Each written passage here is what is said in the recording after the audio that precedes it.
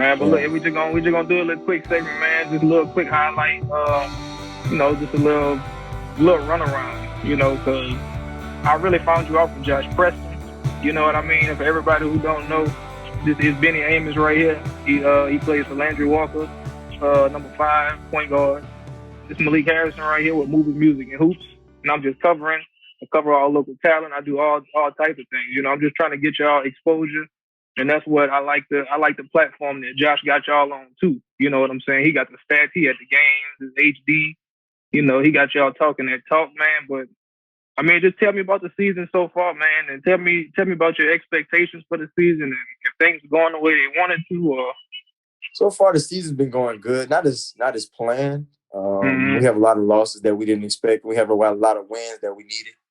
But Right. for the most part, man, we're buying in as a team, Right. and as a whole, my coaching staff trusts me to lead the way with my teammates. They trust me and my other ones that can lead the way, my other seniors that lead the way. But other than that, man, my expectations for this season is to get a state championship. Not just to get the state championship, but win it. Because man, Mm-hmm. that's gonna mean a lot. That's gonna mean a lot for the community of Algiers and LB Landry. Like, man, that's a Oh big thing yeah. bringing that back.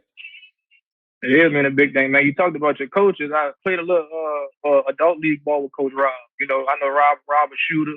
You a shooter. I was kind of in that same mode, man. Talk to me about just how Coach Rob kind of influenced you. How you say he gave you kind of the green light. You and Jamon. The green light with him, it was never just a green light to where it was something that you just overlooked or something that you overdid. His green light was Right. basically like, man, you take what you see. Like, we call a play, you see something different, man, take what you see. I mean, because I think Right. one time Turk went down, right? Mm-hmm. And Turk went down, messed up his toe. We were playing Mm-hmm. at St. Aug. And Coach came on me. He said, look, Turk down. He said, man, it's halftime. You only got 12 points. We don't rock like that. Man, I don't Right. know what happened to me, bro, but I finished that game with 40. So, 40. But I mean, yeah, I yeah, finished that's that game the with 40. man. I'm telling So, you, that's coach is just like, that's yeah. that's you being able to answer that call, man. That's all. That's just all part of leadership, stepping it up. How you feel like you and your senior groups. You know what I'm saying? How you feel like y'all been leading for the younger guys? You speak on the leadership for a minute. The leadership way of the way, like, the seniors have been doing for them. Yeah. Um, at practice, it's about competing. We don't play with no Uh huh. fouls. We don't play with none of that at Right. practice. No fouls. And the freshmen and the sophomores and the juniors had to understand that we don't play with no fouls. Some of them, when they first came in, it was like, man, that's a foul, coach. Man, coach not even looking at you. Mm. He's not looking your way. Exactly. Because you're really Mm-hmm. not supposed to be on this court right now with us anyways playing varsity. But he's giving you that chance. And my coach understands that everybody needs a chance. And my coach is the Right. one, my 3 coaches, Coach Charlie, Coach Reese, and Coach Rob, man, Mm-hmm. them dudes put in countless hours with us and gives us the leeway and the leadership that we can't give to them, that they give to us, that they gave to us as freshmen. Mm-hmm. So that's Okay. that's that's the big part of leadership, because they actually coming along good. Like, our teammate Mouse, we got his nickname Anthony Johnson. Mm-hmm. He's a sophomore. I'm talking about a great leader on and off the court. Yeah, So, that's what it's like, about. yeah, he takes, like, me. He takes the game off my hands sometimes. Uh-huh. Like, if you want me to get open, get shots open, man, he'd be like, look, B, I'm gonna get it. You go do your thing. So, I mean, I love that about him, and I love that about my team, because they expect high expectations from me. If I got like 10 points at halftime and Coach Rob getting on me, and I try to go tell him, man, Coach Rob tripping, man, all I'm gonna be like, man, no, you tripping, man. You're supposed to have 30 right now. So, I mean, they Yeah. understand that coach is always hard on me, but coach doesn't mean anything by it, because he understands what we can do at all expectations. Mm-hmm. Man, see, and that's something I like to hear, because like I said, it's just about answering that call. Like, 'cause it's easy if the game ain't going your way. You feel like you ain't getting your calls, your shot not falling. You know what I'm saying? Now you completely out your game. Coach trying to talk to you, you ain't trying to hear it. You know what I'm saying? You all in your head. So it take another level to really kind of just, man, it ain't about me. It's bigger than me. It's a team. You know what I'm saying? So that's what I really like to hear, man. It seemed like you're real passionate about the game. Seemed like you're real into it. But man, tell me how you got started, like just with basketball, man. Where this came from? My mom's and my pops. Mm-hmm. My mom's was, I forgot what she was about to go. She was going to high D1. she ended up being pregnant with my brother, and it stopped her. But that passion for playing the game of anything will runs in our blood, especially on my dad's side of the family, because my mom pushes me to another level and my dad pushes me to another level. But see, them two, it's an argument about who shoots better and who I got the shot from. So I don't say anything. I just like, look, I just go in the gym and I work on it. So you just work on it, huh? Look, man. there. But that passion for it that I have, bro, and where it all started from, it just started from me being so competitive at a young age. Just being competitive. My dad always told me nothing was gonna come easy. Like, we'll be on the park. Like, I be thinking, I usually think that my dad was gonna let me win, but I could never win a game because my dad was like, nothing's gonna be given to you. Nothing. So I mean, it'd be like 15-2. I go home crying. And he'd come tell me, look, give me next time. Yeah, so you got to work and you got to get better, man. But that's what I like to hear where it come from, man. Tell me your favorite part of the game. You know, you got your offense, your defense, your transition. Defense. Why you like defense? Because defense turns into offense. The defensive part is, man, you get grimy on the defensive end. They're not gonna. The other team wouldn't know what to do when they get on the offense now. So it's like not they confused or how we gonna get this. That they locking in, and that's what Coach Priest says at practice. Like, we at practice, man, coach don't care. Coach doesn't care about scoring. None of them coaches care about scoring. They care about defense, because at the end of the day, if we get in transition and we get a steal, man, that's gonna turn to offense now. Offense is always gonna be given. Right. Offense is given immediately, but the defense is where you really gotta lock in and show that you've been working for this, because it's not now it's playoffs and not every possession matters. So every possession matters. Yeah, every possession matters, and my coach preached that to me, and I'm understanding it and I'm taking it in, because at the next level, every possession matters from the start, even before the playoffs or conference play and stuff like that. Oh yeah, man, and I mean, you got to think about it. On offense, you know, it's most of the time is one person responsible for scoring. On defense, it's 5 people responsible for stopping them. You know what I'm saying? Like, so it's more of a team effort. So I can kind of see how that kind of tie into your playing style too, man. So your freshman year was 2017, right? 2017, 2018. Yeah. All right. Tell me what's different from Bennie then to Bennie today in overall, like, that's part of your game. Like, how have your game progressed since freshman year? My swagger is different now. Is that more of a confidence thing, huh? Yeah, my swagger is different now, man. I get it from Coach Rob and I get it from my coaches, man. Coach said, man, whenever you step on the court and you want 30, you already step on the court with 20 points in your hand. You got to give me 10 more. So that's where it comes from. Because when I came to New Orleans, I wasn't, like, I grew up basically in Slidell, playing basketball in Slidell. So I was around like the ball movement. I wasn't used to like the get down and get grimy with them and play ball. But I had that already. But I never had the coaches that gave me that green light to, like, hey, go at him. So once I got to Landry, bro, I had DeWine Griffin in front of me, Shadian Green, Ronald Rhea, Torrey Cargo. I had like some real dogs in front of me. And they taught me the game from when I first walked in. And it's a coincidence and a blessing at the same time.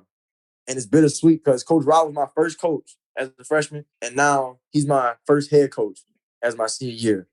Oh wow, yeah.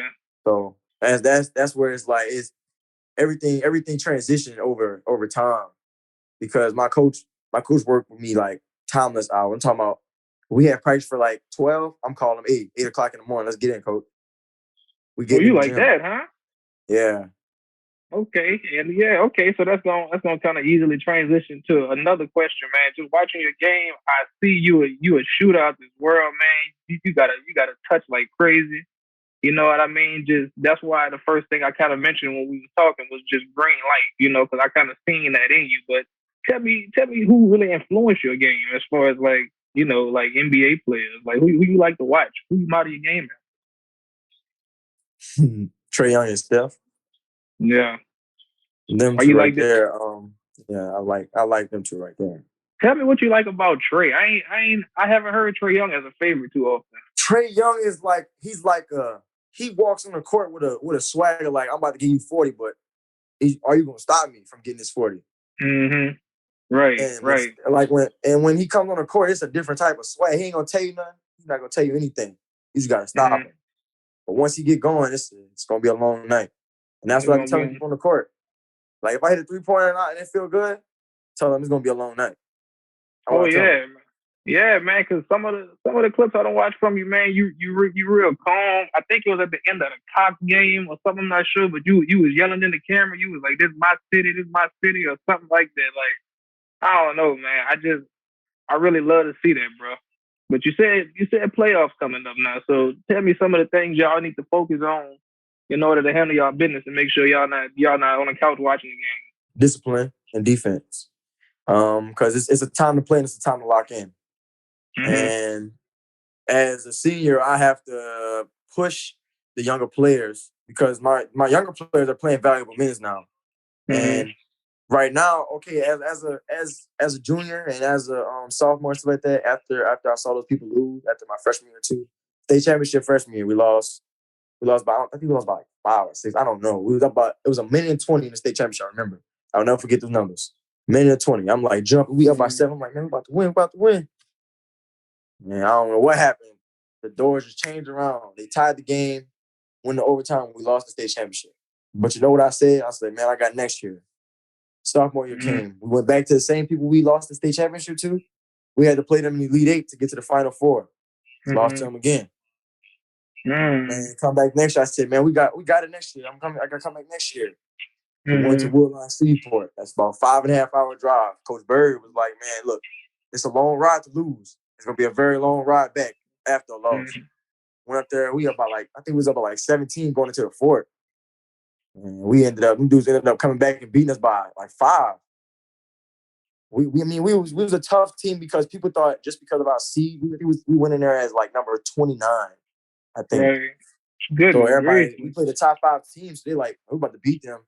Look at their seed. And we kept there and popped them in them out, man. The coach even told me they was in the locker room crying because they thought they lost. So that's what I'm saying. They thought they lost. So I'm like, man, we had them, but at the same time, bro, it comes to locking in and playing with discipline. Because we had some valuable possessions that we lost and that we could have took care of. Took care of. That's what I was gonna ask you. Like, what was the pattern that that you was kind of seeing with that? It's like watching the Saints in the playoffs. You know what I mean? It's like they right there every year, but they just can't get over that hump, man. But you say it's just real discipline. It's just locking in, man. That's just what y'all got to do. So I can't wait to see it, man. But I mean, lastly, to just kind of wrap it up on the closing note, man. See you, great student, 3.6 GPA. I took my hat off to you, man.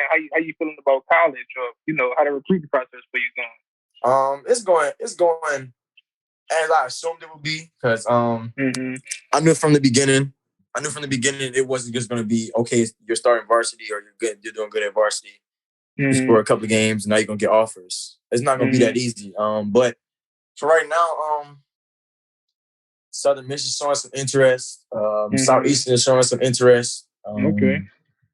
I got an offer from Delgado. Got an offer from Russ College. I got Cossatot Community College showing some interest. I got a lot of schools showing interest and showing some valuable love towards me. So, I mean, I'm always gonna pick wisely and make a great choice for me and my future and the sake of my family as well. So, I mean, everything's gonna play the part how it's supposed to play because it's all in God's hands. And I'm really gonna I'm leaving it up to Him. Right, that's all you can do, man. You scared to leave home, or you like, look, man, where I can go? I'm out of here. Yeah, man. Some of the people don't want to leave home, man. Yeah, because my brother way in Hawaii. So, my brother way in Hawaii. So I'm trying to get goals like him. Go out there and enjoy life though, because he's seeing things that he doesn't have to pay for. He's just out there living the life because he's on a scholarship, and I want to be on a scholarship where I can enjoy myself and feel like home. Yeah, man. So I'm telling you, like you said, I feel like you're gonna make the right decision, man, because you include your family. You got God in it. You can't ever go wrong with that. You know what I mean? Just always listen to the people that got your best interest at heart. Don't just think it's all about just me, because something with the gift you got, you can provide for so many more people around you. You know what I'm saying? So it's just good you're not taking that for granted, man. But like I said, Benny, that's pretty much it, man. Wrapping it up. It was great talking to you. Like I said, you know, this page we on Twitter, Instagram, music, movies, and hoops. You know, catch us on Instagram. The story gonna be up probably tomorrow. All right, man. Sound good, man. Nice talking to you, bro. All right, nice talking to you too. Thank you. All right, no problem, man. Have a good one.